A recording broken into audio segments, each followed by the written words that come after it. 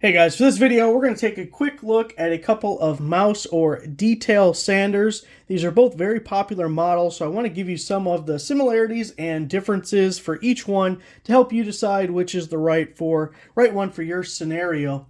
So on the right we have the Wen, and it is model 6301. And then on the left we have a Black+Decker, and this is model BDEMS 600.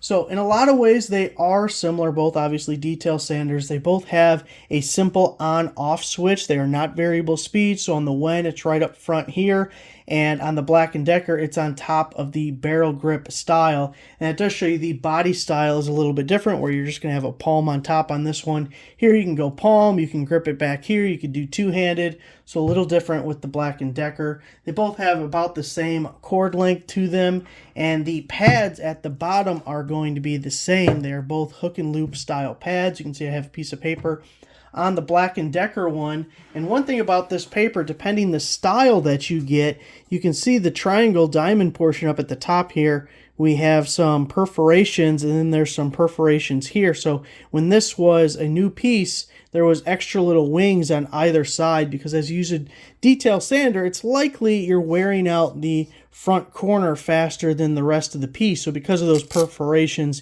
you can pull this off and you could replace it with one of those wing pieces, and now you got a new corner piece to go back to sanding without replacing the whole thing. Now, you can use that sandpaper for either of these sanders, but where the Black+Decker is different, it has this screw right here. This piece, the triangle at the end, can come out, and this comes with another attachment that is longer. It's like a finger sticking out that'll give you more detail, more reach into something, so it can be beneficial at times. And the Wen doesn't have that, but the little triangle wing portion where it's replaceable on the end, you could still do the same with that. Also, if you wear out the pads, both of them are replaceable. You don't have to get a whole new sander. Now, one thing with the Black+Decker is it has this dust compartment here, and you just lift up and this clear plastic comes off and you can dump out the dust, which is really nice, keeps things from getting too dirty. It's going to get sucked up through the holes in the bottom of the sandpaper, but the problem is it's still going to leave a mess. You're still going to get sand everywhere or dust everywhere. Some of it's going to be in the container, some of it's just going to be on your plate, on your workpiece, and a lot of it's going to be in the air. That's just what happens.